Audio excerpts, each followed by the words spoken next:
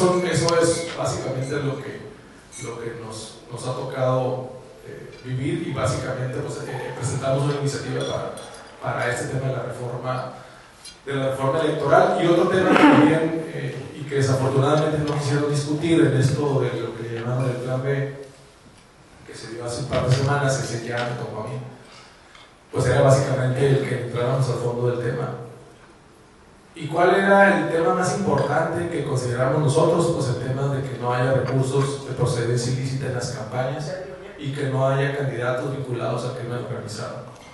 Esos temas, pues no los quisieron coger. Y se aprobó, pues terminó pues allí en una reforma descafeinada, donde básicamente eran temas que pudieron haber resuelto incluso de manera local.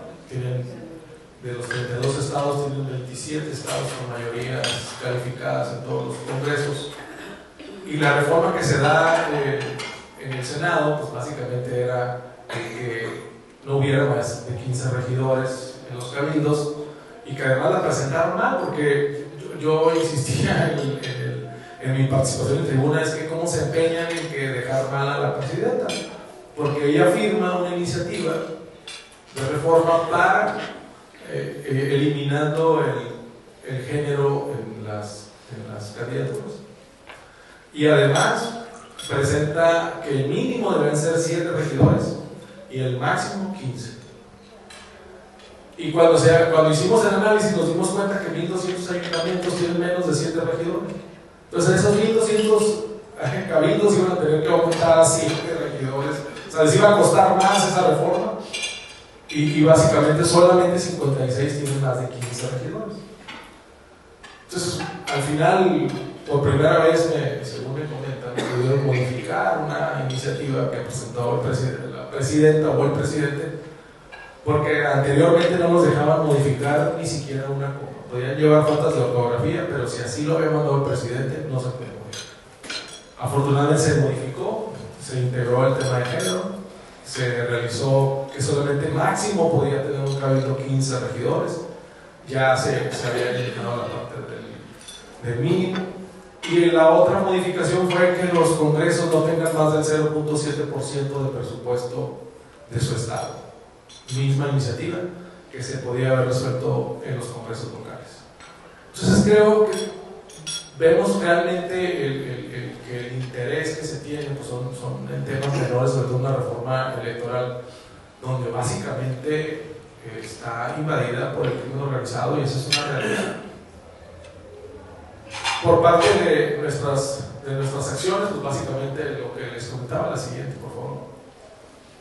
¿No? En el contexto estatal, el tema de competitividad y la pérdida de empleos, la inseguridad en Tijuana.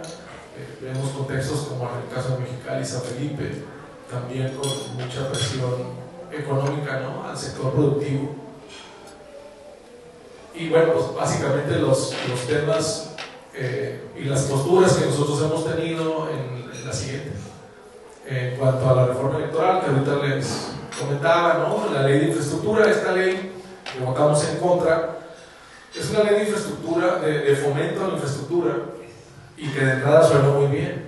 De entrada, cuando vimos eso, dijimos, esto es lo que necesitamos, que se fomente la infraestructura, porque no, básicamente ha estado muy limitada, basado en que, pues básicamente el gobierno federal le ha dedicado mayoritariamente ese recurso a los proyectos emblemáticos del gobierno pasado. Dos Bocas, el Tren Maya, ¿no?, el AIFA, y que el problema más grave pues, es que lo seguimos manteniendo. Proyectos que se supone que van a ser rentables, pues hay un subsidio a todos estos, ¿no? La Mexicana Aviación, el propio AIFA, pues todavía no han llegado a un punto de equilibrio que podamos decir ya no nos está costando a los mexicanos. Pero bueno, en esta ley de infraestructura lo que planteábamos en el caso nuestro era el que por qué específicamente el riesgo, sobre todo en la utilización de los afores, hasta por un 30%, ¿por qué poner en riesgo el dinero de los trabajadores? Y ese fue el primer punto negativo que le vimos, que es que el gobierno federal tiene un comité establecido únicamente por funcionarios públicos, donde ellos van a decidir en qué se invierte y que básicamente se puede hipotecar el futuro de los estados o del propio país hasta por 40 años.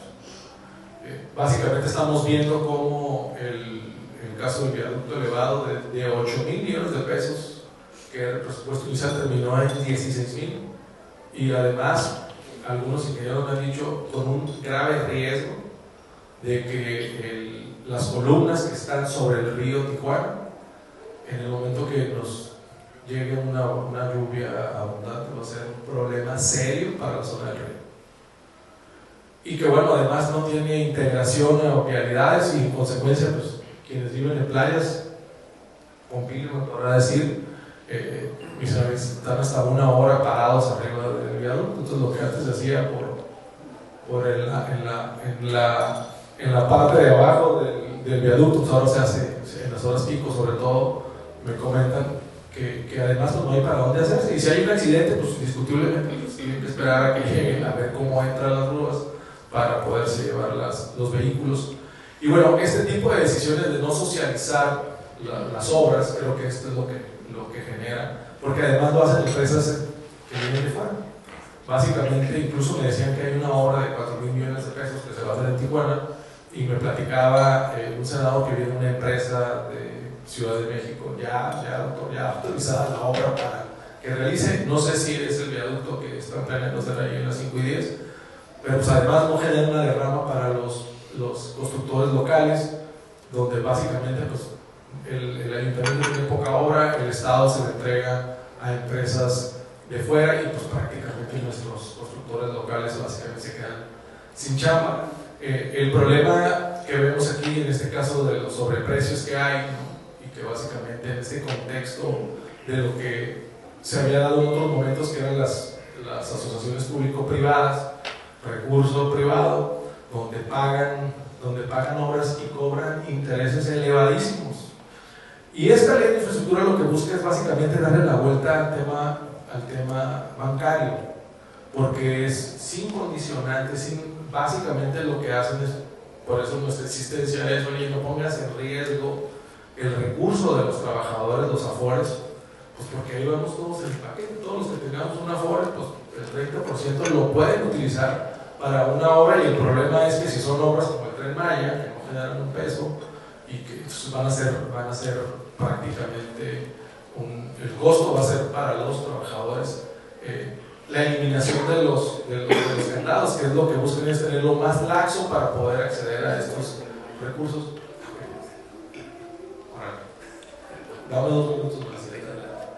Y ya en el caso específico de esto que les decía de las 40 horas, pues que ha sido pues, una propuesta de entrada importante para los trabajadores, pero en la realidad pues, es que está incompleta, no hay exigencia de que sean 2 días de descanso para los trabajadores, y solamente se aumentaron de 9 a 12 horas el pago de 12 extras. Y bueno, la última que fue el tema de las pensiones excesivas, que fue un tema que aprobamos, sobre todo porque había pensiones, sobre todo en Pemex y en las paraestatales, de hasta 1 millón de pesos de pensión al mes, y las mínimas tocan como en 350,000 pesos. Y bueno, pues ahí se determinó que el salario pues, sea prácticamente el salario de la presidenta como la unidad de medida de esto que vemos de manera negativa, el que no se hubiese hecho con las UMAS, que son las unidades básicamente que utilizamos, ¿no? Para pago de multas y eso. Se estableció así, y bueno, de las últimas, la reforma sobre el feminicidio, que ya establece criterios establecidos para todo el país de manera uniforme. Voy a esperar las preguntas para darle el tema de lo que vimos ayer en el caso de Rocha Mora.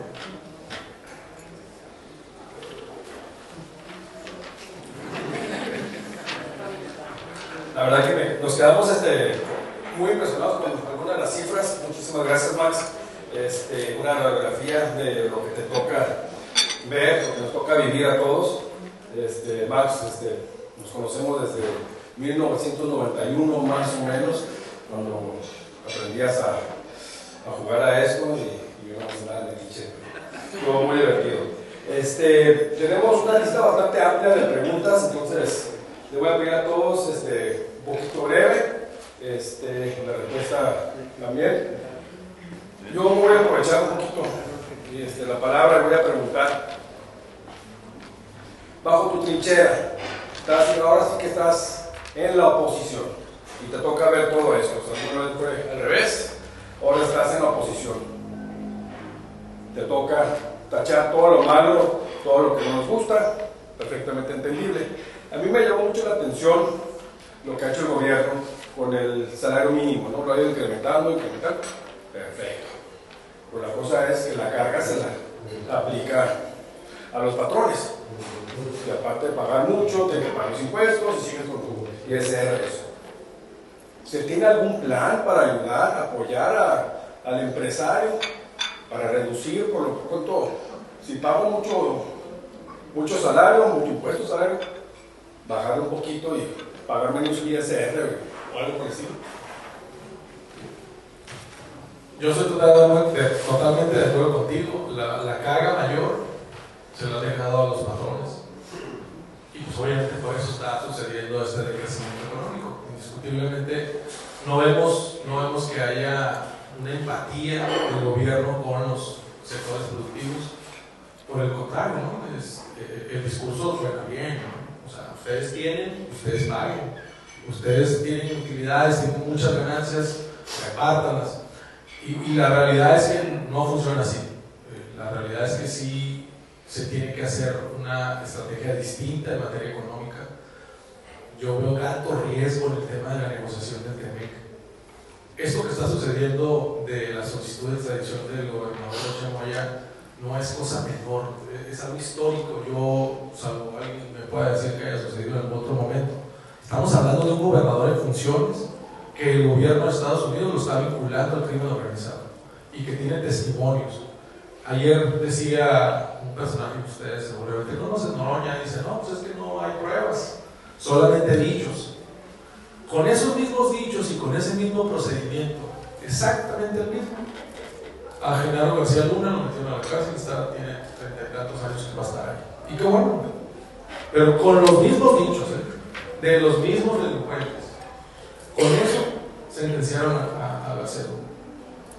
Y la realidad es que han procesado a muchos exfuncionarios, exgobernadores, pero nunca un gobernador en funciones. Lo más crudo que viene es que seguramente no va a ser el único. Por la información que nos ha llegado es que tienen una lista de funcionarios del gobierno, de gobiernos locales y del gobierno federal vinculados al crimen organizado y que si no se les entrega van a ir por ellos. Entonces ayer yo decía en mi intervención, la pesadilla no termina con entregar a Rocha Moya, la pesadilla apenas empieza. Estando a 2 meses de la negociación del TEMEC, pues seguramente vamos a estar en una condición muy desfavorable. Y si además el gobierno no hace un esfuerzo porque sus sectores productivos estén del lado del gobierno, porque la realidad, yo he estado ya en varias reuniones, estuve en el CCE hace 2 semanas, y todos se quejan exactamente de lo mismo. Dicen, oye, pues ya de entrada detenemos nuestro crecimiento, no queremos abrir más negocios, no queremos tener pues más cargas de las que se están teniendo, sobre todo porque no vemos claridad en el rumbo del gobierno, sobre todo en el tema de desarrollo económico, porque lo único que para ellos es importante es mantener la parte clientelar, o sea, la parte del gobierno donde lo que visualiza es yo no quiero perder el poder y lo que necesito es ganar elecciones y lo que necesito es darle dinero a la gente, y eso se vuelve fácil, pero sostenerlo se vuelve complicado. O sea, las finanzas del propio país están muy ahogadas. O sea, el presupuesto básicamente está totalmente comprometido, donde además está sosteniendo obras pues, que no generan absolutamente nada, que no se sostienen. O sea, no hay mucho que descubrir cuando volteas a ver el Tren Maya, que ya lleva dos veces que está descarrilado, cuando tienes ya problemas cuando no has producido un solo litro de gasolina, ¿no? En el caso de Dos Bocas, que has tenido accidentes, o sea, realmente lo que se está visualizando pues, es una tormenta perfecta para que el país en los próximos años esté pasando una condición bastante complicada. Muchas gracias. Vamos a pasar la voz a nuestro compañero Pablo Vera. Gracias. Bienvenido, Max. Me da gusto que estés aquí. Por ahí estuvimos insistiéndole el año pasado mucho a Gustavo, ¿verdad? Pero por cuestiones de agenda nunca se acomodó. Y bueno, pues ahora sí te sacaste de la rifa, que bueno, estás ahí, pero a lo que voy es que Acción Nacional estuvo en el estado no sé cuántos sexenios y tiene una infraestructura que se estuvo manejando a nivel no sé, población, ¿sí? Que a lo mejor hoy pues quitaron la azul y pusieron lo guinda, pero al final sigue estando esa misma infraestructura. Digo, creo que vemos cómo el país no va caminando bien. Entonces, quienes pueden hacer esto en base a la ley pues son los partidos políticos, ¿no? Y no veo que Acción Nacional tome algún camino muy firme o muy que se vea realmente que está haciendo algo, ¿no? Porque al final tú dices, o sea, el gobierno está regalando mucho dinero, eso nos está costando, ¿no? Ayer estaba viendo que se ha endeudado lo doble que teníamos al inicio del 2018, entonces dentro de 2 años no vamos a tener ni para pagar los intereses, ¿va? Pero se va a seguir estando regalando dinero. Entonces, ¿qué tanto Acción Nacional puede buscar otra vez esas estructuras vecinales como para volver a generar una nueva oposición, pudiera llamarse así? Fíjate que lo que tú comentas es bien importante, ¿no? ¿Cómo le hace la oposición, ¿no? Cuando tienes un gobierno como el que tenemos? En 2021 se hicieron denuncias, básicamente lo que se está presentando ahora por el lado de Estados Unidos. Se presentó en 2021, hay testimonios de candidatos, de gobernantes, que en el caso específico de Sinaloa, y ayer platicaba Ricardo Naya un caso específico de una alcaldesa, donde decía que ella decidió apoyar al candidato del PAN y gana el candidato del PAN en contra del candidato del gobierno, ¿no? El caso de Moreno. A la siguiente semana que gana la elección, la mata y toma protesta el nuevo alcalde, y a las 3 semanas se retira del cargo, se va a Estados Unidos por amenazas que también le van a matar.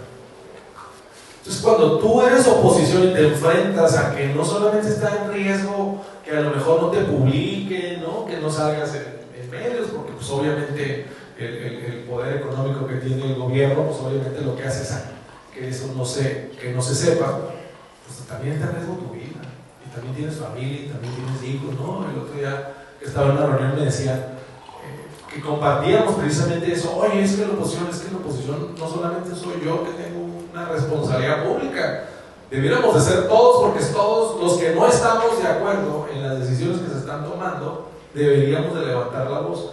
¿En dónde? ¿Cómo? Pues cada quien lo puede hacer desde su trinchera, ¿no? Desde el simple hecho de ir a votar.